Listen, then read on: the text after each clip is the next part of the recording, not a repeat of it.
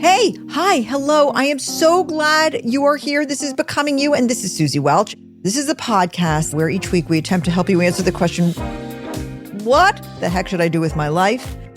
Just that little tiny question. I teach Becoming You as a class at NYU Stern School of Business, where I also happen to be the director of the Initiative on Purpose and Flourishing. And that's what we want for you on this podcast. We want purpose and we want flourishing. So Becoming You will show you the way to make that journey toward really living your purpose and living at this place where you are, as I like to say, fully and exquisitely alive. It's a rare and wondrous state. It's a journey to get there, but let's go on it together. What do you say? And on the show today, I actually really want to focus on one tool in the Becoming You toolkit that I really, really love. And it is called the Career Traits Compass. I created it because when I started to look at personality traits and how they affect our professional success or lack thereof, I had discovered over a period of time, mainly through empirical data, that there are groups of personality traits that cluster together and they bundle together and they tend to make you a much, much, much more impactful leader. Okay. And if you want to be a leader, then this particular rubric is something you maybe might be interested in, because to me, these are the 4 personality traits that are completely connected to leadership that no one ever tells you about. Leadership requires you to have a comfort level with a lot of ambiguity and a lot of complexity. And the more you have of these traits, the better you are able to deal with our crazy, upside down, always changing, beautiful, but messy world. And I'm not going to beat around the bush here. I have them named for the compass, okay? North, south, east, and west. And remember, these are bundles of traits, okay? So here they are. N, north, is for nerve. S, for south, is for soundness. E is for elasticity. And W is for wonderment. Nerve, soundness, elasticity, and wonderment. Okay. North, south, east, and west. So I think one of the best ways to understand what I'm talking about is to see them in somebody else and to have somebody actually illustrating that. And guess what? I want to introduce to you someone who, to me, knowing her for 20 years, embodies all of the traits: nerve, soundness, elasticity, and wonderment. Oh my God. And then some. And that is Dr. Gendler. I've mentioned her before on this show because she was one of my mentor crushes. I've learned so much from her over the years. She's completely no BS. She's very candid. She also happens to be brilliant. She's a true friend of mine. And I think you're going to learn a lot from this conversation, and it is coming right up. Ellen, welcome. It's great to be here. For those who don't know you, if they Googled you, they would find out that you're one of the greatest dermatologists in the world. But tell us about you and your career. I'm a New Yorker, born and bred, went to medical school here at Columbia, did my training at NYU, arguably the best dermatology program in the world. Oh, yes. And I started my career in contact dermatitis, having done some extra training in London. I was the co-chair of the contact dermatitis division at NYU for years. We used to treat people with skin allergies, which led me into allergies to cosmetics, which led me into the world of cosmetic dermatology, which was just burgeoning. And I started the first division of cosmetic dermatology at NYU back in the 1990s.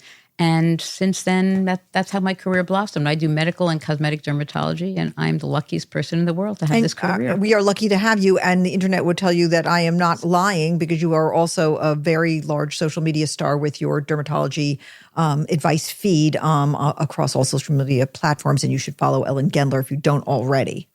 Stay with us, listeners, if you care about skincare, because at the end, as a bonus, I'm going to ask Ellen for all of her favorite products, and you'll get an earful on that. Usually on Becoming You, we talk about values, okay? And one of the things I love about this methodology is that I'm all the time in my life meeting people who are in their area of transcendence, and you are most certainly one. I mean, I think that you are doing exactly what your values would suggest should be doing. Your profound success as a dermatologist, and actually you've helped me so much. So I think you are in your area of transcendence, but actually I want to use this time together to talk not about your values, but actually your aptitudes.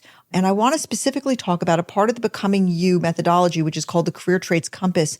Here's the Career Traits Compass. There are 4 groups of personality traits, and they align with the coordinates on a compass: north, south, east, west. So the first one is a bundle of personality traits I call nerve. Okay, that's the north coordinate. And nerve is a combination of stamina, candor, and edge. Edge being the ability to make a yes or no decision. You exemplify these so thoroughly. Let's take them one at a time. I think it's going to be easier to process that way. When I say you're filled with nerve, meaning stamina, candor, and edge, what's your reaction? I could agree. I might agree on that. I have a lot of stamina. I wake up really early. How early? I get up at like 4:30, 4:45. High five. 4:30 Club, along with Dolly Parton, by the way. Go ahead. And then I exercise because I never can predict my day. And then my day is long. I get home usually around 7. Yeah. They're long days, so I do have stamina. And the stamina, when you say exercise, it's not like you're on a yoga mat. You're jumping rope, aren't you? I jump rope and I have trainers okay. and I do things because you just have to. Okay. I stand all day. So if I didn't do this, I don't think I'd be able to stand all day. But you have you always had enormous stamina? I have. Stamina is kind of inborn, I'm going to say. Inborn. I mean, Totally inborn. among your children, can't you see the different levels of stamina? Mm-hmm. Totally. They're just born like that. I think it's an aptitude. It's maybe a physical aptitude. I'm sure there's a mental component to it. But for a long time, I was ashamed, or not ashamed, but I was secretive about waking up at 4:30 in the morning because people think you're a freak. Okay, and you get up, you jump rope, you work out with your trainer, and so stamina. Okay, so stamina, you say yes. Now candor, Well, that's kind of my secret weapon, I guess. I mean, I'm very honest, sometimes brutally so, and I think that it's appreciated by some and not appreciated by others. I think it's generally appreciated by people. I think the whole underlying reason for your internet stardom is that you get on and you say, I'm not taking any money for what I'm saying about any products. This product is terrible and it's a lie what they're telling you. And you're not trying to make friends with anyone. Right. But you also don't want to hurt anyone. My mother always told me, above all, spare someone hurt. So I would not substitute candor for hurtfulness. Yes. But in things like I talk about on social media, I think it's really important to be honest and upfront because the public listens and they take your advice seriously. How do you toe that line? It's very difficult. I mean, I deal with this with patients a lot and also with staff and friends. I'm very, very honest and upfront, and sometimes people are taken aback by it. And I have to stand back a little bit because sometimes I'll say a little too much and it's too much for some people to handle at one moment. I mean, you're yielding candor in two different settings. One is you're doing it with your employees. You've got a lot of teams. And so you're giving people feedback in a setting where there's very little margin for error in a doctor's office. Right. But you're also having to use candor in conversations with patients. I mean, you've delivered bad news, sadly, too many times. That's true. And one of the things I try to do is to make it as palatable as possible. So there's some little tools that I've developed over the years. And I'll give you one that just came to mind. Yeah. If I get a biopsy back of someone and it's on a Friday afternoon and it's a melanoma, I have a couple of options. I can call the patient right away. And then I realize that nothing is going to change over the weekend. And if I allow that person to have 2 more good days not thinking about that, I'll call them on Monday. And that's something I've learned over the years. And sometimes my younger associates don't get that. Because you want them to, if you're going to give them the news, you want them to immediately be able to come in and see you or do something. Exactly. And they're not going to be able to do that over Saturday and Sunday. And so why should I ruin their weekend? So what about with employees when you have a hard message? Like if somebody's really screwing up at work, how do you walk that line? It's very hard with employees if they're screwing up because if they make a mistake that affects a patient, I sometimes lose it. I'll be honest. I really get upset and I go back to my fundamentals, which are checklist. You can't make a mistake when you're dealing with a patient. And I do get very angry about that. And I'm very honest. If that's happened maybe 1 or 2 times where something's gotten mixed up, a specimen's gotten mixed up 1 or 2 times in 30 years. And we're very honest with the patients about what happened. And we compensate. We figure out what to do to make it right. One thing I do, I don't know what you're going to think about this. Because I know my candor can overwhelm people, sometimes I say, I'm about to be very candid with you. Like I give them a beat to think about it. And I've actually sort of described to people sometimes, look, I want you to know that I deploy radical candor and I'm about to use some radical candor on you. I know that, but I want you to know that it's absolutely in the context of love. I do that. Yeah. I mean, I have some very valued employees who have things that make this come up. And sometimes they cry when I talk about it. And I just sit down and I say, please don't cry because this is not something to cry about. This is something we can work on. Yeah, right. And so you frame it. You frame it. And I think when you're really candid, being able to frame your candor for other people is helpful. I agree. But I think if you're on the receiving end of that candor and it's painful, I believe that you have to hold yourself back from responding in a really emotional way at that moment. Yeah. Because it puts people on edge, makes them feel they can't really share with you I what know. they're thinking. And that's a problem when you're an employee. Yeah.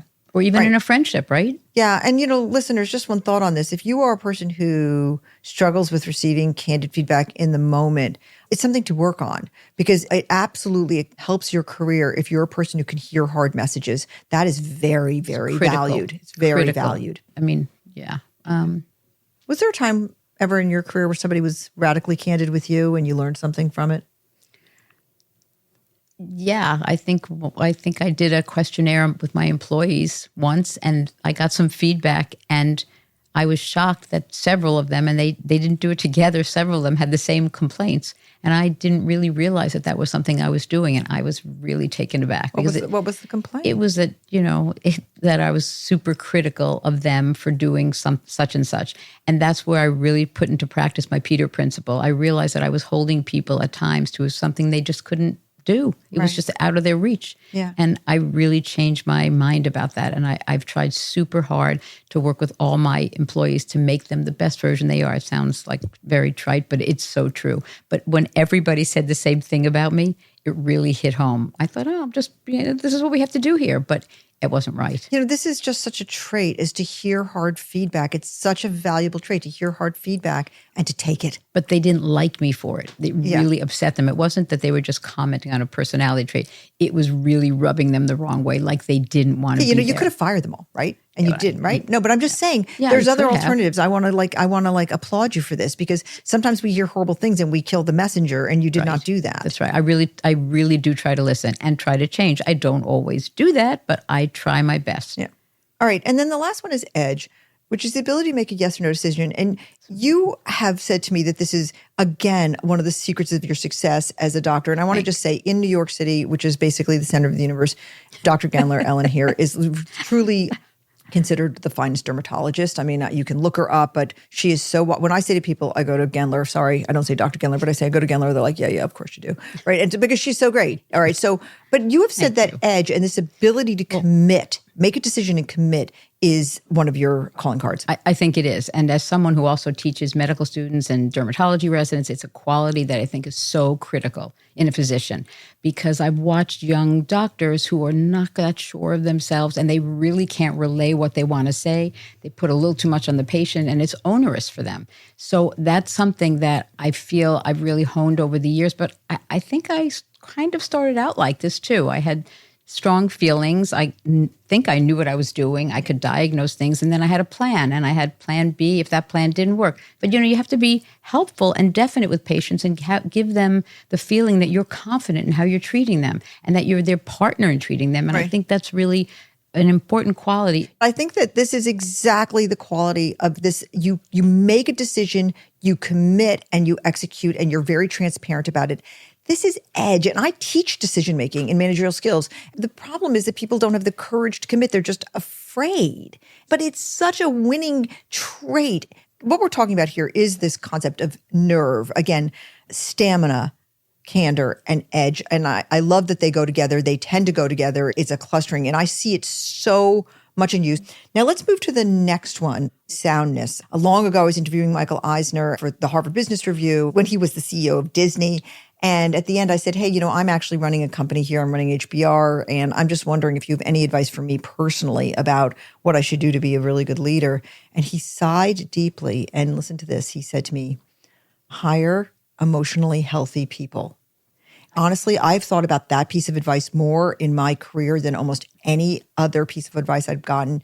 All I could think of was, he managed a lot of creative people, and creative people sometimes come with issues, all right? And I managed writers, so I saw a lot of issues, and it makes them great. On the one hand, their emotional complexity makes them great at being creative, but it makes them really difficult in organizational situations.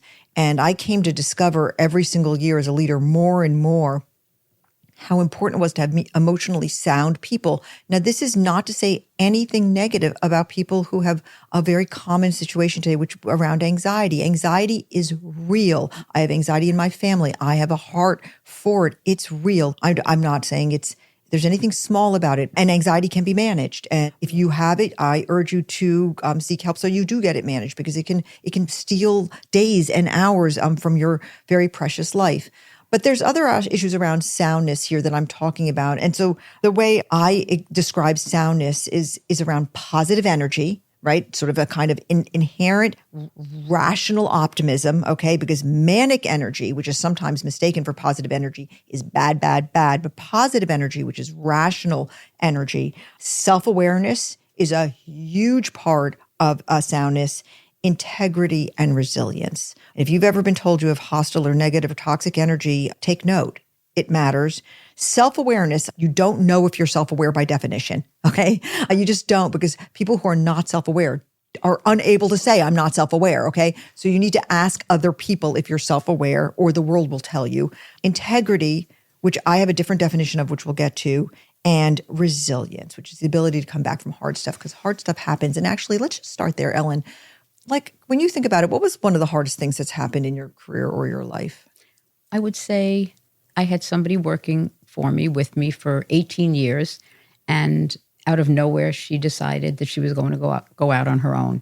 And that was pretty hard. It was shocking and pretty hard. Did she take clients with her? Yeah, Patients probably, with her? but that didn't bother me. What was so hard about it? Like, It just, I had not, for 18 years, I had been used to having somebody work side by side. We had a synergy, and there were a few little issues because our goals did not actually align, apropos of this podcast. Yes. So, you have to work with someone whose goals align with yours and be able to work together with them. But we kind of did. All and right. I was really stunned when she told me that. And that was a big shock to me. It worked out fine. All right, I but know. it was tough. well, there's your positive energy sort of going in and interpreting it. But for you to mention it as soon as you did, the way it is, there must have been some feelings of hurt or maybe even betrayal. Sure. Yeah. Okay. Yeah. All right. So how'd you come back from it? Did you just rationalize your way through it with the resilience, or how'd you bounce back? Did you turn to friends? What was the? Yeah, I turned to friends, but I had ideas immediately. In fact, we were actually on vacation, having just landed, and we were in the airport, and she called me. And while we were walking, we were just on the street,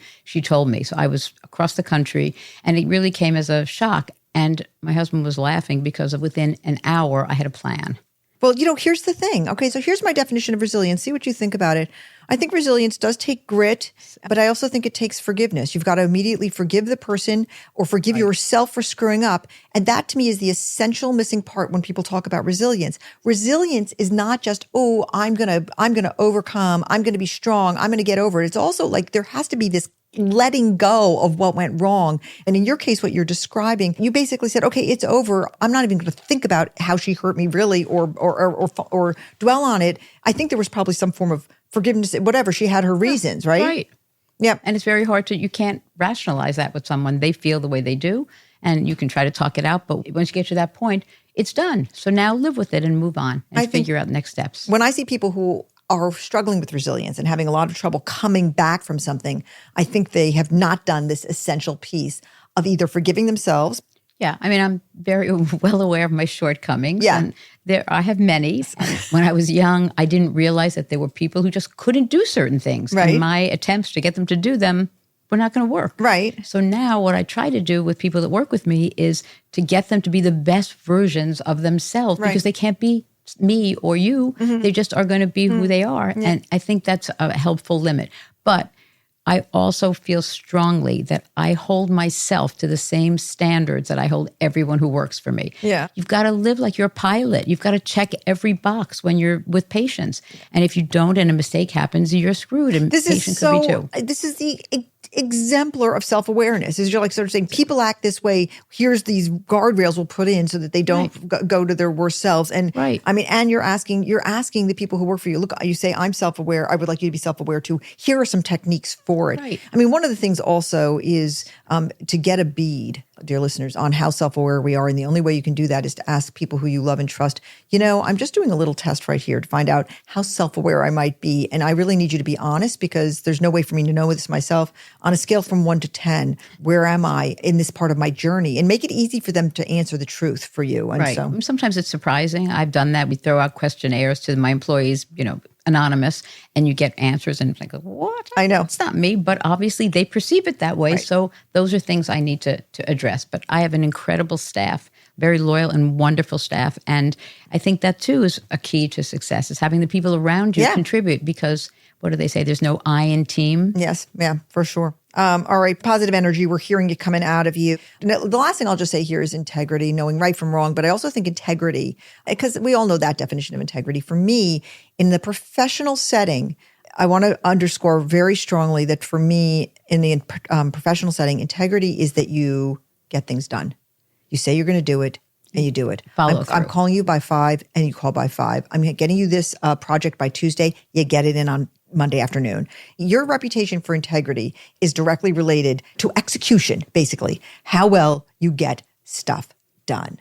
That is where it comes from. Because right from wrong, like how often, there's so many controls at work and so many guardrails. You have to know right from wrong, but you wash out pretty quickly if you don't.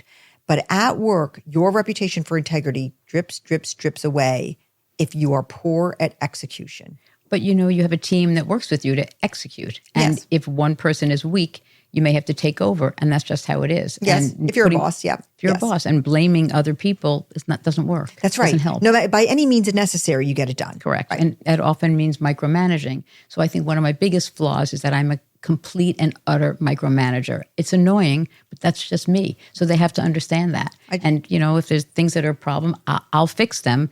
And they can't be upset about that. It's just, I do it to everyone. The mere fact that you just said one of my greatest flaws is that I'm a micromanager proves your self-awareness. Okay, that's elasticity. Very important for all careers, but really especially today. The world is changing constantly, and you have to have a certain elasticity. The way I define it with the Career Traits Compass is around your adaptability to new tasks, new jobs. Your job has changed. Dermatology has changed radically over the past 20 years. It's going to keep on changing with all sorts of new technology. But another part of elasticity is the ability to be friends with people who are different than you are. These are two different things. Your adaptability to different kind of work. We're all sort of forced to adapt, because if your job changes, okay? Lasers come out. If you don't use lasers, you're going to lose customers. But it's this ability to kind of go in and out of different social groups and types of relationships, people of different ages, people from different socioeconomic backgrounds. This flexibility around accepting other people who are not like you, it is absolutely key to whether or not you can succeed and thrive in the workplace today, and actually, frankly, in the world, in life. Right. So talk about it. That's why I have literally the best job in the entire universe, because I get to take care of people who are 2 months old and 97 years old, people who are sick, dying, or perfectly healthy, people who care about their health, they care about their looks. I get to do everything. I've made so many friends. Mm-hmm. It's the greatest job in the world. I'm serious. And when I started in derm, it wasn't like this. I mean, derm was a very intellectual. There was no such thing as cosmetic dermatology. Yeah. I started out by being a co-director of the contact dermatitis unit at NYU. We dealt with allergies of the skin. And by virtue of that, I got exposed to new cosmetics and products people were reacting to. And then it just snowballed from there. Yeah. I got involved in clinical trials, and when new fillers came out, and it really worked out for me. Remember when Botox came out? I do. I mean, it was like I was 40, and they said, like, there's this new thing that you can, if you get a needle in your face. And so at that time in my life, I had these like lines between my eyes that made me always look mad. And my kids were saying to me all the time, "Why are you mad?" And then I would like lift my hand up to my face and I'd pull the wrinkles apart, and I would say, "Look, I'm not mad. It's just my face." And so then I quickly ran over to a dermatologist who like gave me like my first Botox, and my mad face went away. And the kids were like, "Mommy's not mad anymore." And it was just a wild thing, but it was unusual. Like you would never admit that you did it. And now there's freaking Botox parties, and girls who are 22 years old get Botox. It's a little insane. That's true. What do you think? Yeah, I have trouble with it. There are certain young girls who I think can benefit from it, particularly if I know their parents and I know what their parents look like. No, I'm serious. And I don't even mean more than, I don't think attractive or not. Okay. No, I have a whole series of slides that I use in my lectures, and I call it Mothers and Daughters. And you can see the patterns of how people's faces move. Did you know that you were going to get this when you came to the Becoming You podcast today? You did not. I didn't know I was going to do it. I know, but don't get me started on this. I wish I looked like Sophia. All right. So, I mean, but you're saying there's just patterns in how the face moves. And so you just look at a person when you're 20 years old and you come in and I don't see any sign that you even have the faintest line in your face, but your friends are getting Botox. No, you're not getting Botox. Will you say no to a patient who wants Botox? All the time. Yep. There's the integrity stuff. I mean, there it is. And then do they get mad at you and pouty? I don't get really mad, but patients patients say, well, I know you're going to tell me not to do it. I know you're going to tell me. It's just, that's the way I am. Anything I do, I want to do well, and I want patients to be happy. Okay. So I'm not someone who overfills. I don't overdo anything. Yeah. I might be a little too conservative, but that's okay. I think you are conservative, but we love you for it, Ellen. So, or should I call you Dr. Gendler? All right. Elasticity, friends with everybody, and adaptability. And you're, again, an exemplar of both these. When somebody comes to you and says, this is really changing at work, do you freak or do you say, I'm curious? I always say I'm curious. I always say I'm curious, and I never say I won't do it. But there are certain things I know I will never do. And if I'm not expert or pretty close to expert, I have no interest in doing it. And I have other people to whom I refer. Yeah, but you're a voracious learner. You're always telling me, I just found out about this thing, try this thing. But that's just me. But even so, there's lots of things I don't do as well as somebody else. Yeah. So, then I don't do it. But I have people right at my side who can do those things so that all my patients get the best care. And those of you listening, I'm sure most of you are not doctors and you think, oh, I really can't relate to this. But you know what? Being a physician is also a business because you're in the business of helping people, treating people, dealing with them, bossing people around, and also working for others. Yeah. You work within the confines of a university. There's so many things. It's the same. There's only 10 stories in the whole world, and they apply to everything. Yeah. That's how I look at it. Yeah. You're a philosopher along with all the other things you do. Okay. North, south, east, west. All right. Let's talk about the last coordinate, which is wonderment. Okay. Wonderment stands for just curiosity. Okay. Which is a little bit like adaptability, but curiosity is a gene. You're born with a certain part of curiosity. You can develop it. There are hacks for curiosity. One of the great hacks for curiosity is that when somebody is talking and it's your turn to go, instead of relating your own story, you ask a question. This is a way to develop the muscle of curiosity, and I love it. I try to use it myself, although I think I was born with quite a lot of curiosity. The other is, though, keeping yourself current. Your currency is your currency. I've said this before. I think what I'm saying with it is that the more current you are, the more up-to-date you are, the more aware you are of what's going on and what's coming, the more you're worth in your professional life, okay? Especially as you get older, because people tend to look at you like you might be a dinosaur. Mm-hmm. So if you can stay up to date on everything and do it well, then you remain respected. I really feel for younger people, though, Ellen, because right now, what's new is like a fire hose coming smack in their faces. And it's like, we sort of got new stuff pulsed out to us in a way. It was like, oh, look, electrical typewriters. I don't need to use fax machine. I know, fax machine. That was like a gigantic thing. Phone. It took us like 10 years to warm up to the fax machine. And so, and a lot of people listening to this don't even know what a fax machine is, okay? But I would say that like now, what's coming at my students? And it's I don't know like, how they do it. I really don't. And especially with social media. And this sounds so boring because everyone's talking about this, how toxic it can be. And it really can be. Yeah. And frankly, that's part of my currency. Who would have thought that somebody like me would suddenly get into social media? I never even looked at Instagram. Let's just talk about it, okay? You had never looked at Instagram. And then how many years ago was it? I don't know, maybe 3. And then what happened? What came over you to say, okay, I'm going to start making a video every single day? What came over you? No, do you really want to know what happened? I do. I had a very bad back problem, and I had a procedure done to my back, and I was lying flat on my back, and I was on steroids. So I couldn't sleep. So it was the middle of the night. I was reading books, and I picked up my phone, and I started looking at Instagram. And I maybe had posted 2 pictures in my whole life.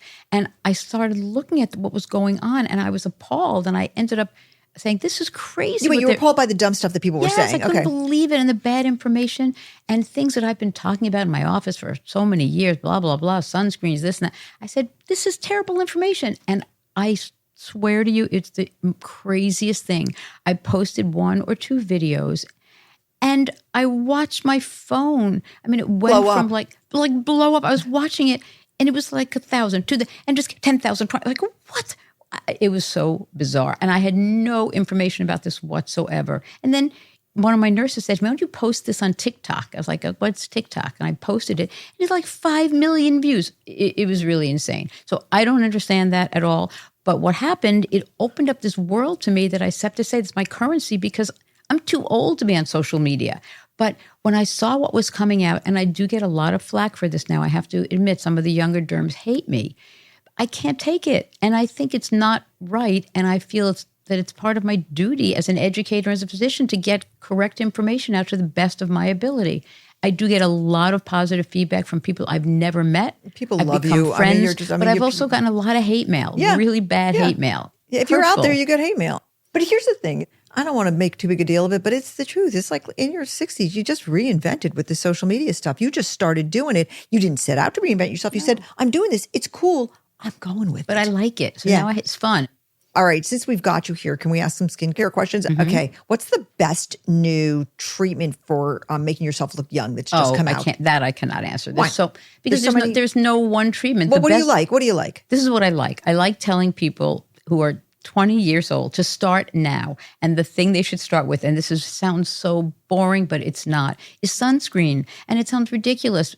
And it's a complicated topic because in the United States, we have certain restrictions from the FDA as far as what can go into our sunscreens. And in Europe and Asia, they have better ingredients to protect against certain wavelengths of ultraviolet light. And if you can get your hands on those, that's wonderful. And any sunscreen is better than none. And it sounds dull and you're going, yeah. But it's so true because when you finally figure out that this is what you should have been doing, it's not necessarily too late. So I urge you, and it's boring, but if that's your foundation, then you can build from that. And there's lots of other things you can do, but don't waste your money on nonsense. You guys should be saving your money for things that are important in life, not buying snail mucin and other ridiculous products and spending your whole day in Sephora. You should have a foundation that includes sunscreen. When you're old enough, you use retinoids. You use antioxidants on your skin, and you use, in my opinion, DNA repair enzymes, which are very helpful in protecting against damage from ultraviolet B. Those are the basics. Who